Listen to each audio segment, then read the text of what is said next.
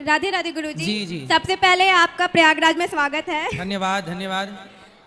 गुरुजी देखिए, पहले तक मन की बात है कि हम आपको टीवी पे देखते थे, आज देख के बहुत ही अच्छा लग रहा है। और मतलब हम लोग सोचे थे आपसे मिलेंगे ये सवाल पूछेंगे, लेकिन बहुत से सवाल भूल गए। एक आध सवाल है जो पूछ रहे हैं गुरुजी। जैसे आप कहते हैं कि हमारे बराबर के जो बच्चे हैं उनको सत्संग से जुड़ा रहना चाहिए।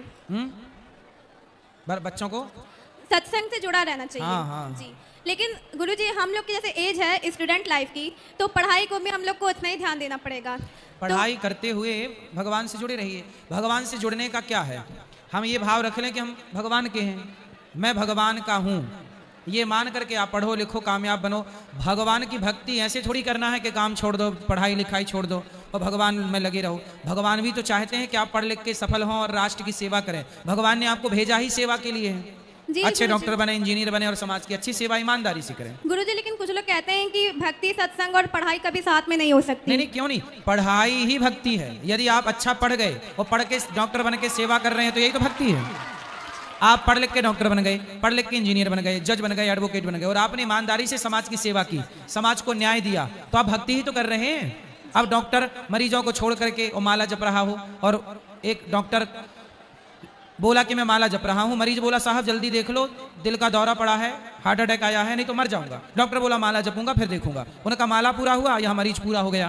तो उनका माला जपना पुण्य नहीं हुआ, पाप हो गया, क्योंकि आप डॉक्टर थे तो आपका धर्म था माला बाद में जपो, पहले उस मरीज को देखो। यही भक्ति है।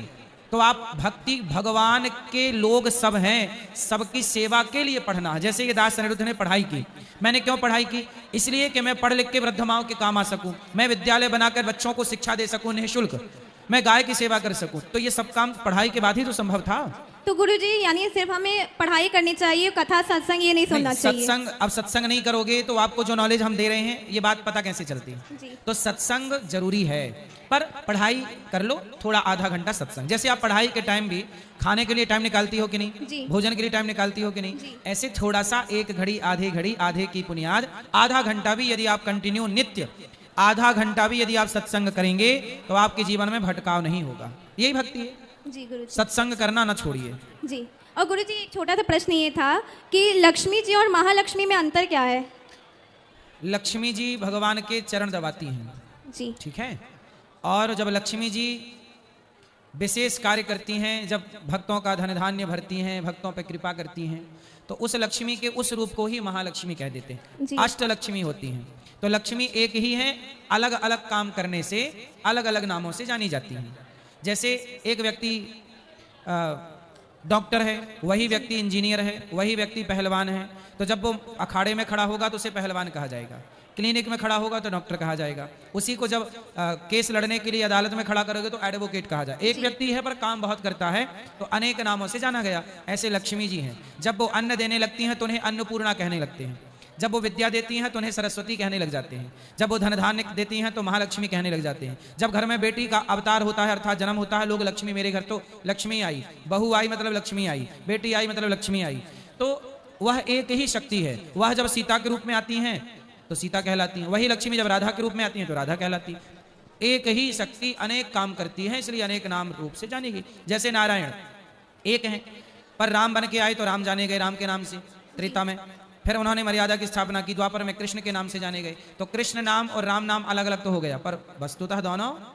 लेकिन गुरुजी जैसे आप कहते हैं भगवान का नाम श्रीमन नारायण है, तो शिव जी भी तो भगवान है। तो हमने बताया तो कि हरि हरि और न भेदा, हरि और हर मतलब शिव में और नारायण में और राम में कोई भेद नहीं है।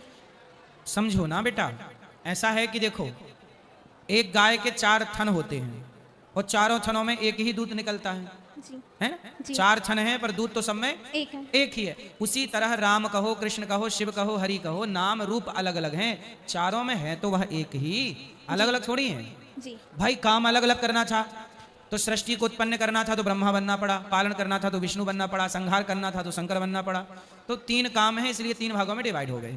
जी गुरुजी, तो है एक ही। जी गुरुजी, मेरी माँ का एक प्रश्न है कि उनका ये प्रश्न है कि बेटी की शादी के पहले दीक्षा लेना जरूरी है? दीक्षा के बाद कन्यादान करने की परंपरा है, और मतलब दीक्षा ले लेना चाहिए समय से।